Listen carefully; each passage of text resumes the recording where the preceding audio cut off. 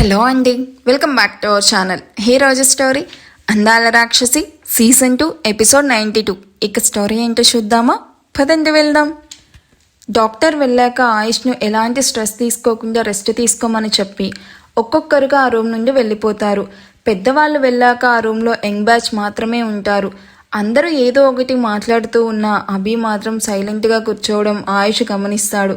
అవతలి వాళ్లకు చిరాకు తెప్పించేదాకా లొడ మాట్లాడుతూ ఉండేది. ఇప్పుడేంటి అభి ఇంత కామ్గా కూర్చున్నావు? అసలు ఏమైంది నీకు?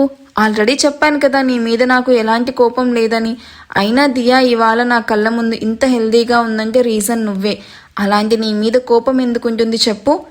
అప్పుడు ఏం జరిగిందో నాకు గుర్తులేకపోయినా దియా ఆశి నాకు క్లియర్గా చెప్పారు. ఇక ఆ ఫియర్ వదిలేసి ఫ్రీగా ఉండు అన్నట్టు. How is your studies?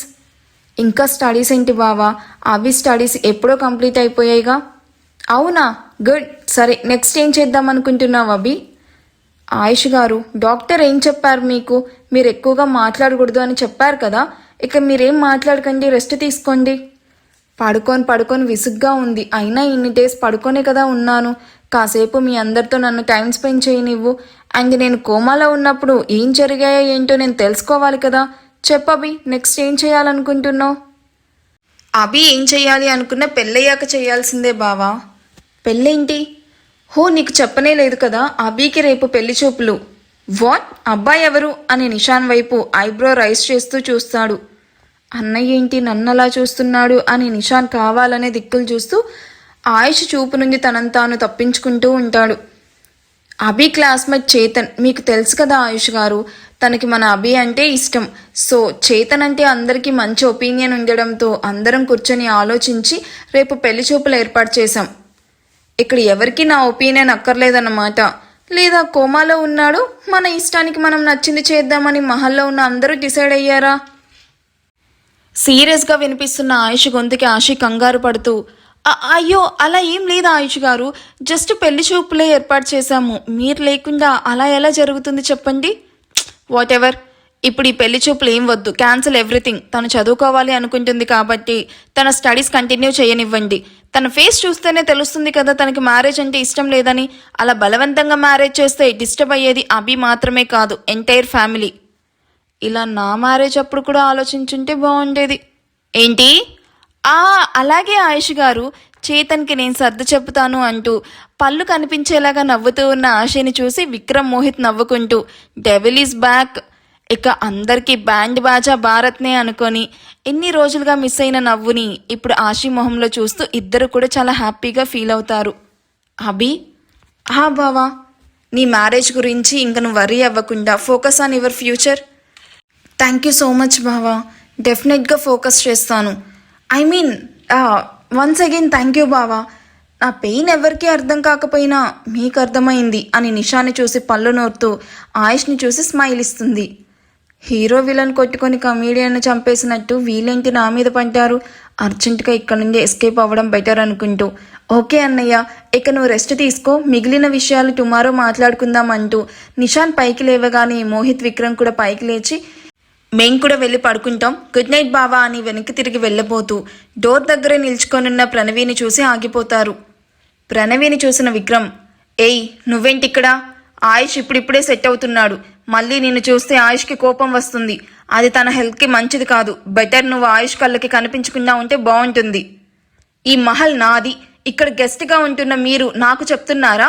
తను నా బావ. తిట్టినా కొట్టినా నేను పడతాను. మధ్యలో నీకేంటి? Just be in your limits. నిన్ను. అరే ఆగు విక్కీ, చెప్తున్నారు కదా మేడం గారు, ఆవిడే ఈ మహల్కి క్వీన్ అని. లెట్ హర్ గో, నువ్వు ఆపకు అంటూ మీరు వెళ్ళండి మేడం. అది ఆ భయం మెయింటైన్ చెయ్యి అంటూ ఇద్దరిని నెట్టుకుంటూ బావా అంటూ ఆయుష్ వైపు వెళ్తుంది ప్రణవి. ప్రణవి గురించి తెలిసి కూడా ఎందుకురా తనని ఆయుష్ దగ్గరికి పంపించావు? డాక్టర్ చెప్పారు కదా ఆయుష్ అరవకూడదు అంటూ కోప్పడకూడదు అని. దీన్ని చూస్తే ఆయుష్ కామ్గా ఎందుకుంటాడు చెప్పు? చిల్ విక్రమ్, దీన్ని ఎలా మేనేజ్ చేయాలో ఆశకి బాగా తెలుసు. పద మనం వెళ్ళి బజ్జుకుందాం, ప్రశాంతంగా పడుకొని కొన్ని వారాలు అవుతుంది అని ఆవలిస్తూ విక్రమ్ని లాక్కొని వెళ్ళిపోతాడు మోహిత్.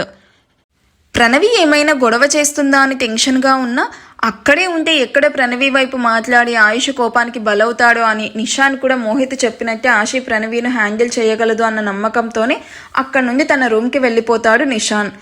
తను కోమాలోకి వెళ్ళాక ఆశి ఎంటైర్ బిజినెస్ను ఎలా రన్ చేసిందో అండ్ ప్యారలల్గా మహల్లో అందరినీ ఎలా చూసుకుందో వేద చెప్తూ ఉంటే ఆయుష్ అవన్నీ వింటూ ఉంటాడు. సరిగ్గా అప్పుడే బావా అంటూ ఏడుస్తూ వినిపించిన వాయిస్కి అందరూ ప్రణవి వైపు చూస్తారు.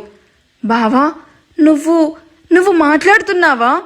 నిన్నిలా చూస్తూ ఉంటే బీడుబారిన ఎడారిలో తొలకరి జల్లు కురిసినట్టు ఎండాకాలంలో మంచు కురిసినట్టు చాలా చాలా హ్యాపీగా ఉంది బావా. ఆశి కోపంగా అరిచిన ఆయుష్ వాయిస్కి ప్రణవి ఉలిక్కిపడి 2 అడుగులు వెనక్కి వేస్తుంది. ఆయుష్ గారు ప్లీజ్ మీరు ఆవేశపడకండి అని బెడ్ మీద నుండి పైకి లేచిన ఆశి, ఏయ్ అసలు నువ్వెందుకు వచ్చావే ఇక్కడికి? బావని చూడ్డానికి వచ్చాను. చూడ్డానికి వచ్చావా చంపేయడానికి వచ్చావా? ఫస్ట్ నువ్వు బయటకు వెళ్ళు. ఆయనకి నువ్వంటే ఇష్టం లేదని తెలిసినా కూడా ఆయన ఎదురుగా వచ్చి ఎందుకు కోపం తెప్పిస్తున్నావు? నువ్వు ఎంత దూరంగా ఉంటే ఆయుష్ గారు అంత హెల్దీగా ఉంటారు. ఆశి దాంతో ఏంటి మాటలు అసలు? ముందు దాన్ని ఇక్కడి నుంచి బయటకు తోసాయి, లేకపోతే నా కోపం కంట్రోల్ అయ్యేలా లేదు. ఆయుష్ మొహంలోని కోపాన్ని చూసిన ఆశి వెంటనే ప్రణవి భుజం పట్టుకుని రాను అంటున్నా సరే రూమ్ బయటకు తీసుకుని వెళ్ళి just stay away from us అంటూ కోపంగా బెడ్రూమ్ డోర్ లాక్ చేస్తుంది. కింద పడ్డ ప్రణవి పైకి లేచి నిల్చుకొని చూస్తూనే ఇంకా ఎన్ని రోజులు నీ ఆటలు సాగుతాయో నేను కూడా చూస్తా అంటూ విసురుగా అక్కడి నుండి వెళ్ళిపోతుంది. అది మీకు కనిపించదు, ప్లీజ్ నార్మల్ అవ్వండి ఆయుష్ గారు అని ఆయుష్ని మాటలతో ఎంగేజ్ చేసి ఆయుష్ గుండెల మీద పడుకొని తనతో మాట్లాడుతూ నిద్రపోయిన దియాను బెడ్ మీద సరిగ్గా పడుకోబెడుతూ బాగా లేట్ అయింది, ఇక మీరు వెళ్ళి పడుకోండి, గుడ్ నైట్ అంటూ వేద అభిలను కూడా అక్కడి నుండి పంపించేసి ఆయుష్ పక్కనే పడుకుంటుంది ఆశి. నిషాన్ మనసంతా చాలా హాయిగా రిలాక్సింగ్గా ఉంది. గాల్లో తేలిపోతున్నట్టు ఫీల్ అవుతూ తన బెడ్రూమ్లో పిచ్చి పట్టిన వాడిలాగా పిచ్చి పిచ్చిగా ఎగురుతూ గెంతులు వేస్తూ తెగ ఎంజాయ్ చేస్తుంటాడు. అరగంట ముందు కూడా నిషాన్కి నెక్స్ట్ ఏంటి అన్న కంగారు భయం చాలా ఉంది, కానీ ఇప్పుడు తనలో ఆ భయం లేదు. అందుకు రీజన్ నిషాన్కి తెలిసినా ఎవరి ముందు ఓపెన్ అవ్వడు. సడన్గా ఓపెన్ అయిన డోర్కి బెడ్ మీద ఎగురుతూ ఉన్న నిషాన్ బెడ్ దిగి కామ్గా నిల్చుకుంటాడు. అభి నువ్వేంటి ఈ టైంలో ఇలా వచ్చావు? ఆహా ఏమీ తెలియనట్టు ఏం యాక్ట్ చేస్తున్నావు? యాక్ట్ చేయడం ఏంటి? అసలేం మాట్లాడుతున్నావు? బూతులు రాక తెలుగులో మాట్లాడుతున్నా. ఎంత టార్చర్ పెట్టావు నన్ను, అంతకంత నిన్ను పెట్టకపోతే నా పేరు అభితానే కాదు అంటూ నిషాన్ కాలర్ పట్టుకొని దగ్గరికి లాక్కొని తన కళ్ళల్లోకి చూస్తూ అమ్మాయికి అబ్బాయి మీద ఎంత ప్రేమ ఉందో ఒక్క కిస్లోనే తెలుస్తుందట. లెట్స్ ట్రై దిస్ బావా. అభి నిషాన్ కళ్ళల్లోకి సూటిగా చూస్తూ ఉంటుంది. ఆ చూపులోని 1000 మాటలు దాగున్నాయి. నువ్వు ఇలా నాకు ఇంత దగ్గరగా ఉన్నప్పుడు నేను మాటలు వెతుక్కుని మాట్లాడాలి బావా, ఎందుకంటే నా ముందు నువ్వుంటే సమయం ఒక్కసారిగా ఆగిపోయినట్టు అవుతుంది అండ్ చుట్టూ ఉన్న ప్రపంచం కూడా మసకబారిపోతుంది. నిషాన్ అభి మాటలకి మంత్రం వేసినట్టు తన వైపు అలానే చూస్తూ ఉన్నాడు. ఇద్దరి మధ్య ఉన్న మౌనాన్ని దూరం చేస్తూ అభి తన మునివేళ్లతో నిల్చుకొని తన సుకుమారమైన చేతులతో నిషాన్ మొహాన్ని పట్టుకొని ముందుగా ఫోర్హెడ్ మీద, నెక్స్ట్ చీక్స్, నోస్, చిన్ అండ్ లాస్ట్గా లిప్స్ దగ్గరికి తన పెదాలు తీసుకుని వచ్చి లాస్ట్ మినిట్లో కిస్ చేయకుండా నిషాన్ను బెడ్ మీదకి తోసి నవ్వుకుంటూ అక్కడి నుండి వెళ్ళిపోతుంది. అభి అలా నెడుతుంది అని ఎక్స్పెక్ట్ చేయని నిషాన్ ఆ అభి అని పిలవగానే వెనక్కి తిరిగిన అభి స్వీట్ టార్చర్ స్టార్ట్స్ నౌ అని నాలుక బయటకు పెట్టి వెక్కిరిస్తూ అక్కడి నుండి నవ్వుతూ వెళ్ళిపోతుంది. రాక్షసి ఆశపెట్టి వదిలేసింది అని అభిను తిడుతూ ముందులా అల్లరి పిల్లలాగా మారిపోయిన అభిను చూసి నవ్వుకుంటూ ప్రశాంతంగా నిద్రలోకి జారుకుంటాడు. ఇటు అభి కూడా నిషాన్ రూమ్ నుండి నేరుగా వచ్చి తన బెడ్ మీద పడిపోతూ నిషాన్తో ఇందాక జరిగింది గుర్తురాగానే సిగ్గుల మొగ్గలుగా ఆతూ ఐ లవ్ యూ బావా, ఇవాంటి నుండి నాలో కొత్త అభిను చూస్తావు, గెట్ రెడీ అని పిల్లోను హత్తుకొని నిషాన్తో డ్రీమ్స్ వేసుకుంటూ ఎప్పటికో నిద్రపోతుంది. ఇంకా మేల్కొని నన్ను చూస్తూ ఉంటావా లేక పడుకుంటావా? ఆయుష్ వాయిస్కి అరగంట నుండి తనని చూస్తూ ఉన్న ఆశి వెంటనే చూపు తిప్పేస్తూ, ఆయుష్ గారు మీరు కళ్ళు మూసుకొని పడుకున్నారు కదా, నేను మిమ్మల్ని చూస్తున్నా అని మీకెలా తెలుసు? ఎంత కోమాలో ఉన్నా నా బ్రెయిన్ షార్ప్గానే వర్క్ చేస్తుంది, కానీ ఎందుకలా చూస్తున్నావు అని కళ్ళు తెరిచి ఆశి వైపు చూస్తాడు. కళ్ళు మూసుకుంటే ఎక్కడ ఇది కలగా మారిపోతుందో అని భయంగా ఉంది. మీరు లేకుండా నరకం చూశాను, మళ్ళీ అలాంటి బ్యాడ్ డేస్ నా లైఫ్లో ఉండకూడదు అండ్ రాకూడదు ఆయుష్ గారు. Come close to me. ఆశి ఆయుష్ గుండెల దగ్గర తలపెట్టుకుని నడుము చుట్టూ చేతులు వేసి పడుకుంటూ, మీతో ఇలా ఉండి ఎన్ని రోజులవుతుందో తెలుసా ఆయుష్ గారు? ప్రతి రాత్రి ఇలా దగ్గరగా ఉన్నా సరే చాలా వెలితిగా ఉండేది, కానీ ఇప్పుడు చాలా ధైర్యంగా ఉంది. మిస్ యూ సో మచ్ అండి. Miss you too Aashi. ఇక మనల్ని ఎవరూ వేరు చేయలేరు. ఇంకేమీ ఆలోచించకుండా పడుకో. నేను రికవరీ అవ్వగానే మన రొమాంటిక్ నైట్స్ అన్నీ స్టార్ట్ చేద్దాం. ఇక నో బ్రేక్స్, ఓన్లీ రొమాన్సే.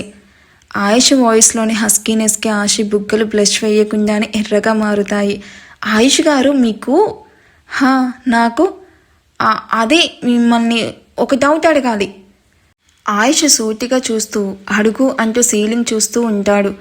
అభి అంటే మీకు పాజిటివ్ ఫీలింగ్ లేదు కదా, మరి ఇందాక అభి గురించి తన ఫ్యూచర్ గురించి అంతలా ఆలోచించారు? ఇదంతా దియాను సేవ్ చేసింది అన్న కన్సర్న్తోనే చెప్పారా? నువ్వేం మారలేదు ఆశి. నీ బ్రెయిన్ ఇంతకు మించి ఆలోచించదు కదా. ఆఫీస్ విషయాల్లో ఎంత షార్ప్గా ఆలోచిస్తావో ఇలాంటి విషయాల్లో అంత స్టూపిడ్గా థింక్ చేస్తావు. అది కాదు ఆయుష్ గారు, మీరు సడన్గా అభి మీద ఇంత పాజిటివ్గా అండ్ రెస్పాన్సిబిలిటీగా చూపిస్తుంటే నాకు ఆ డౌట్ వచ్చింది. అభి ఈజ్ మై రెస్పాన్సిబిలిటీ ఆశి. తనకి బావగా అది నా బాధ్యత. ఇక నీ పిచ్చి వాగుడు ఆపి పడుకో. కానీ ఆయుష్ గారు, పడుకోమంటున్నానా?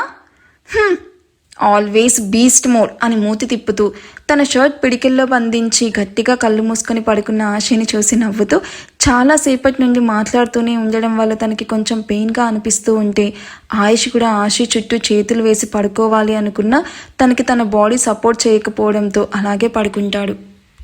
ఆయుష్ కోమా నుండి బయటకు వచ్చాడని వెంటనే విషితాతో చెప్పాలి అని తను ఉంటున్న ఫ్లాట్కి వచ్చి హాల్లో కనిపించని విషిత కోసం బెడ్రూమ్ వైపు వెళ్తూ డోర్ ఓపెన్ చేసిన విప్లవ్కి హై వాల్యూమ్ మ్యూజిక్ పెట్టుకుని డ్యాన్స్ చేస్తూ కనిపిస్తుంది విషిత.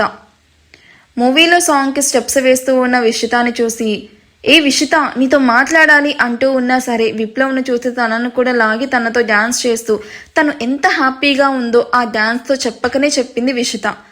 అమ్మో, నీతో డ్యాన్స్ చేయడం నా వల్ల కాదు, చాలా కష్టం విషిత, నన్ను వదిలేసి అని అరగంట పాటు విషితాతో స్టెప్స్ వేసి అలసిపోయిన విప్లవ్ నీరసంగా సోఫా మీదకు షిఫ్ట్ అవుతాడు.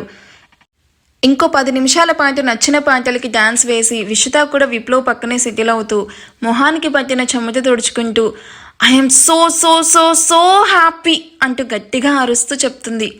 అది తెలుస్తూనే ఉందిలే, ఎందుకంత హ్యాపీగా ఉన్నావో చెప్తే నేను కూడా హ్యాపీగా ఫీల్ అవుతాను. ఎందుకని ఇంత మెల్లగా అడుగుతావేంటి విప్లవ్? ఇన్నాళ్ళుగా వెయిట్ చేస్తున్న కోరిక నెరవేరబోతుంది. ఆయుష్తో నా లైఫ్ సరికొత్తగా స్టార్ట్ అవబోతుంది. నా ప్రేమను ఆయుష్కి చెప్పబోతున్నాను. ఇన్నాళ్ళుగా నాలో దాచుకున్న ప్రేమ బయట పెడుతున్నాను. I'm feeling very happy. Ayush నా ప్రేమను యాక్సెప్ట్ చేస్తాడా అని ఎక్కడో ఒక డౌట్ టెన్షన్గా ఉన్నా ఇంకోవైపు నా ప్రేమ మీద నాకు నమ్మకం ఉంది. ఆ విషయం గురించి నువ్వు అస్సలు కంగారు పడకు. డెఫినెట్గా నువ్వు ఆయుష్ ఇద్దరు ఒకటవుతారు. ఆశి జ్ఞాపకాలు కూడా గుర్తురానంత ప్రేమను నువ్వు ఇవ్వాలి తనకి. అప్పుడే ఆయుష్ నీ సొంతం అవుతాడు. అది నువ్వు సెపరేట్గా చెప్పాలా? నేను ఆ పనిలోనే ఉన్నాను. గుడ్. అన్నట్టు నీకో ఇంకో గుడ్ న్యూస్ చెప్పాలి. ఏంటది?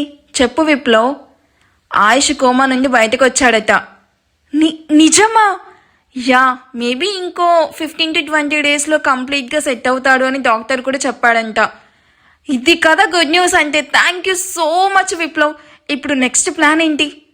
ఆయుష్ని మీట్ అవ్వడానికి వెళ్ళినట్టే వెళ్ళి నేను చెయ్యాల్సినవి అండ్ చూడాల్సినవి చూసేసి వస్తాను. నేను రాగానే నెక్స్ట్ ఏంటి అని చెప్తాను. గెట్ రెడీ, మనకింకా ఎక్కువ సమయం లేదు. యా షూర్, టేక్ కేర్ అంటూ విప్లవ్ అక్కడి నుండి వెళ్ళిపోయాక ఆయుష్ ఫోటోని చూసి ఆపిన డ్యాన్స్ను మళ్ళీ స్లోగా స్టార్ట్ చేస్తూ ఉంటుంది విషిత. అసలు ఏంటప్పా వీళ్ళ ప్లాన్?